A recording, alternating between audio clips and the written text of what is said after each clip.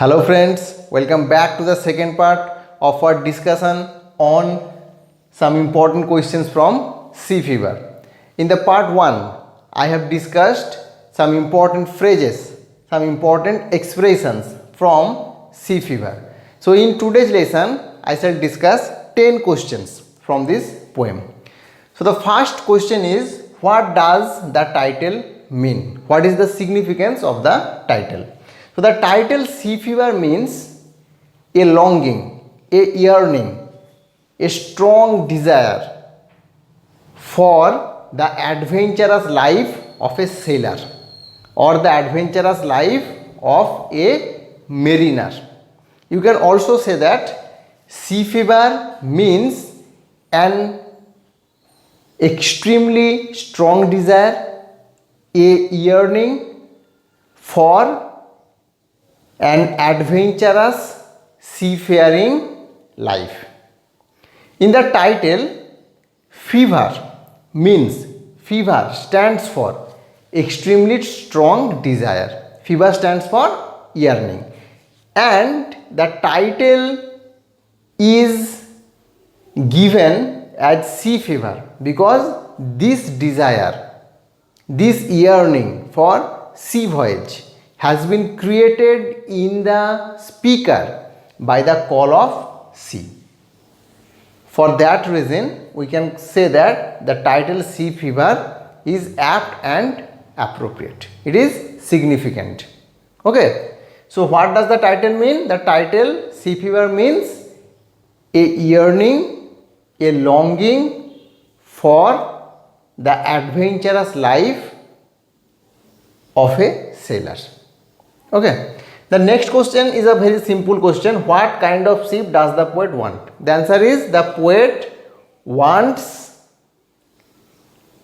a well-built ship. The poet wants a strong and sturdy ship. Okay. You should not write the poet wants a tall ship. Why? Because while writing an answer, we have to try to write down the answer in our own words as much as possible. Okay. The next question is, I must go down to the seas again. Why does the poet repeat these words? So we know that each and every stanza of this poem begins with these words. So there are repetition of these words at the beginning of each stanza. So the question is, why does the poet repeat? The answer is, the poet repeats these words because he wants to emphasize. Emphasize means he wants to make clear his yearning for seafaring life or his yearning for the life of a sailor. He wants to emphasize on this fact, and for that reason he has repeated these words in the poem. The next question is, what is the significance of the words must and again here? So here must suggests that he is determined. Okay, he is determined and he has no other option. He has to go to the sea. He has no other choice. He cannot deny, he cannot refuse the call of the sea. So he has to go to the sea.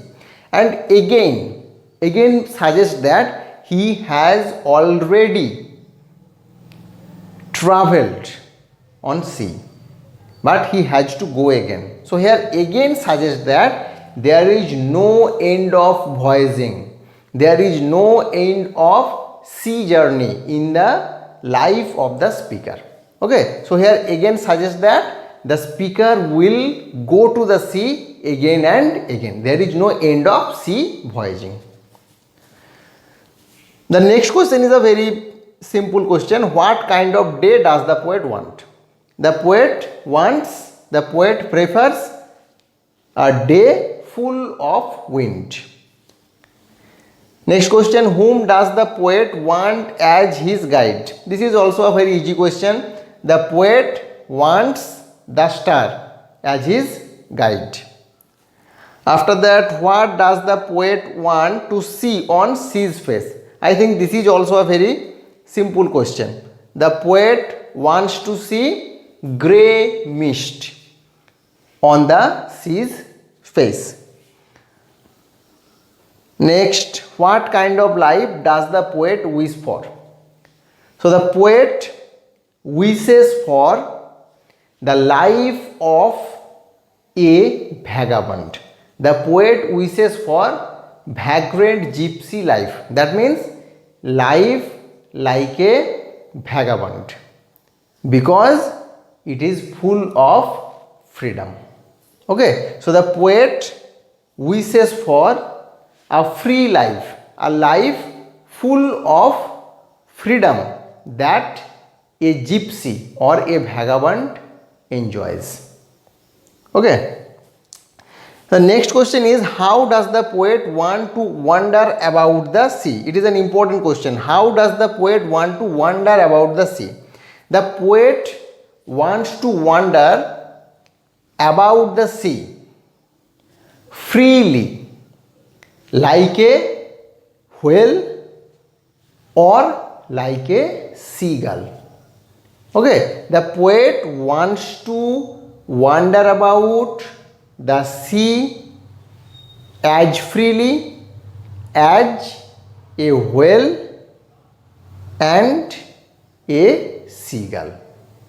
In the way a whale swims freely in the ocean and a seagull flies at large in the sky, in the same way the poet wants to wander in the sea. The next question is, what does the poet want at the end of the journey? This is also a very simple question. The poet wants a quiet sleep, that means a peaceful sleep, and a sweet dream at the end of the journey. The last question is, what is the significance or inner meaning of last two lines of this poem?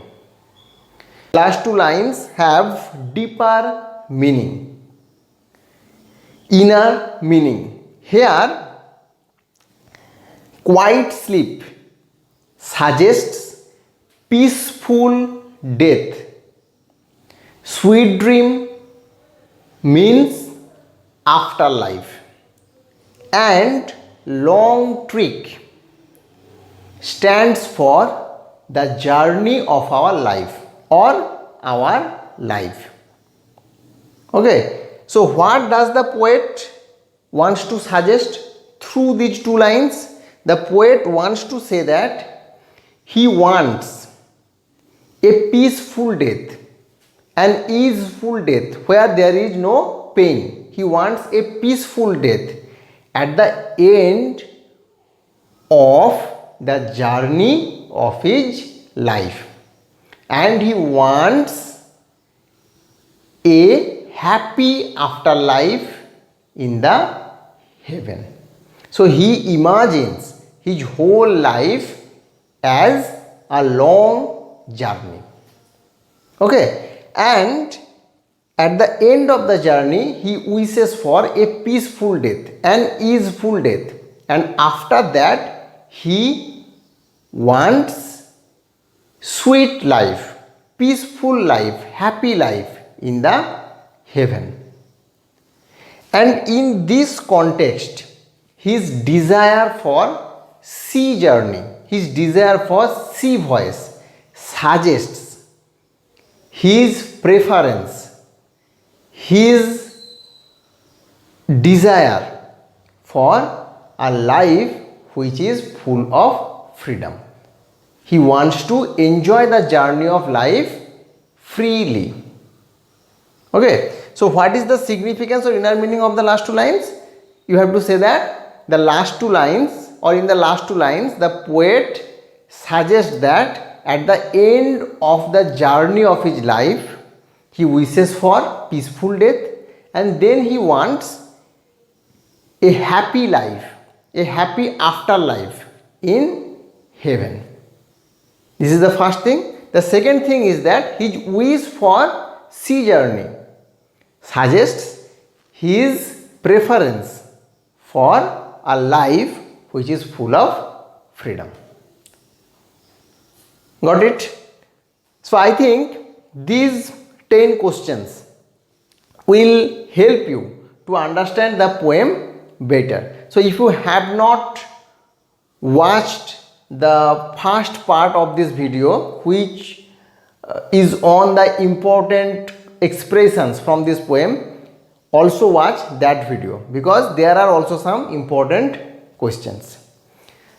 That's all for today. Thank you for watching.